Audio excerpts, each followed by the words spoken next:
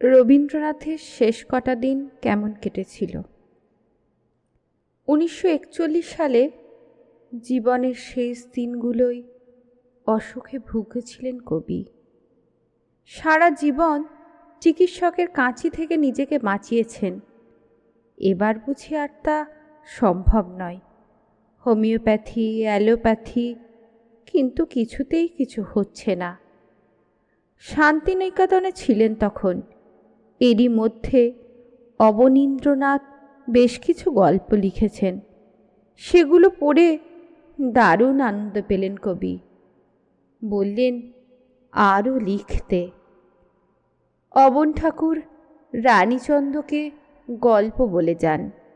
রানীচন্দ্র সে গল্প শুনে লিখে ফেলেন। তারই কিছু আবার দেওয়া হলো রবীন্দ্রনাথকে। তিনি পড়লেন, হাসলেন এবং কাঁদলেন। রানীচন্দ্র এই প্রথম এমন করে রবি ঠাকুরের চোখ থেকে জল পড়তে দেখলেন। রানীচন্দ্র ছিলেন রবীন্দ্রনাথের প্রিয়ভাজন। শান্তিনিকেতনের শিক্ষার্থী ও চিত্রশিল্পী এবং রবীন্দ্রনাথের ব্যক্তিগত সচিব অনিলচন্দ্রের স্ত্রী। চিকিৎসকেরা অস্ত্রোপচারের কথাই বললেন। রবীন্দ্রনাথের তাতে মন নেই। তিনি বললেন, মানুষকে তো মরতেই হবে একদিন। একভাবে তো একদিন শরীর যাবেই। শরীর শেষ হতে হবে তো, তা এমনি করেই হোক না শেষ। মিথ্যেটাকে কাটাকুটি ছেঁড়াছিঁড়ি করার কি দরকার, কি প্রয়োজন আছে? কিন্তু যে যন্ত্রণায় কষ্ট পাচ্ছেন তিনি, তার উপশমের জন্য দেহে অস্ত্রোপচার করতেই হবে।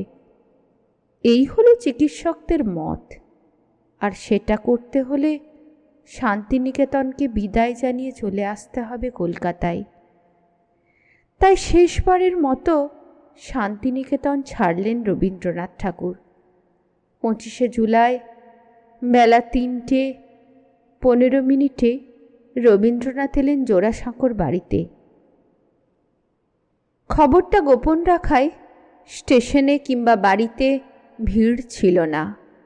পুরনো বাড়ির দোতলায় পাথরের ঘরে তিনি উঠলেন। স্ট্রেচারে করে দোতলায় নিয়ে যেতে হলো তাকে। 26শে জুলাই রবি ঠাকুর ছিলেন প্রফুল্ল। 80 বছরের খুড়ো রবীন্দ্রনাথ আর 70 বছর বয়সী ভাইপো অবনীন্দ্রনাথ অতীত দিনের কথা স্মরণ করে হাসলেন প্রাণ খুলে। 27শে জুলাই সকালে রবীন্দ্রনাথের মুখে মুখে বললেন একটি কবিতা। টুকে নিলেন রানীচন্দ্র। কবিতাটির প্রথম পংক্তিটি হল, প্রথম দিনের সূর্য প্রশ্ন করেছিল সত্তার নতুন আবির্ভাবে, কে তুমি? মেলেনি উত্তর। 30শে জুলাই ঠিক হয়েছিল তার দেহে অস্ত্রোপচার হবে, কিন্তু সেটা তাকে জিজ্ঞেস করে জানানো হয়নি। তিনি ছেলে রথীন্দ্রনাথকে জিজ্ঞেস করলেন, কবে অপারেশন হবে? রথীন্দ্রনাথ বললেন, কাল অথবা পরশু। আবার রানীচন্দ্রকে ডাকলেন কবি। লিখতে বললেন, তোমার সৃষ্টির পথ রেখেছ আকীর্ণ করি, বিচিত্র ছলনা জালে হে ছলনাময়ী। ডাক্তার ললিত এলেন একটু পরে। বললেন, আজকের দিনটা ভালো আছে, আজই সেরে ফেলি, কি বলেন? হকচকিয়ে গেলেন কবি। বললেন, আজই? তারপর বললেন, তা ভালো, এরকম হঠাৎ করে হয়ে যাওয়াই ভালো। বেলা 11টায় স্ট্রেচারে করে অপারেশন টেবিলে আনা হলো কবিকে। লোকাল অ্যানেস্থেসিয়া দিয়ে অপারেশন করা হচ্ছে। 11:20 দিকে শেষ হলো অস্ত্রোপচার। ভারী আবহাওয়া উড়িয়ে দেওয়ার জন্য কবি রসিকতা করে বললেন, খুব মজা না? শরীরে যথেষ্ট যন্ত্রণা হচ্ছিল অপারেশনের সময়, কিন্তু তা বুঝতে দেননি কবি। সেদিন ঘুমালেন। পরদিন 31শে জুলাই। যন্ত্রণা বাড়ল, গায়ের তাপ বাড়ছে, নিঃসার হয়ে আছেন।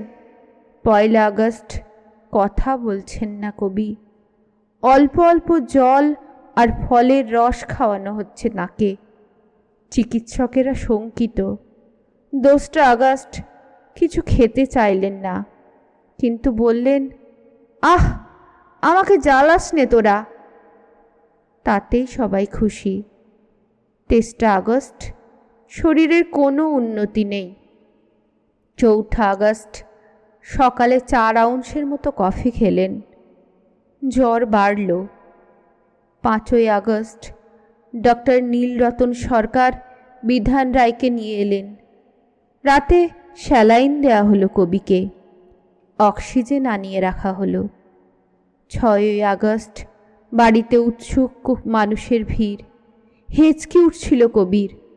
পুত্রবধূ প্রতিমা দেবী ডাকছিলেন, বাবা মশাই। একটু সাড়া দিলেন কবি। রাত 12টার দিকে আরও অবনতি হলো কবির শরীরের। 7 আগস্ট 22শে শ্রাবণ। কবিকে সকাল 9টার দিকে অক্সিজেন দেওয়া হলো। নিঃশ্বাস ধীরে ধীরে ক্ষীণ হতে থাকল কবির। দুপুর 12:10 তা একেবারে থেমে গেল।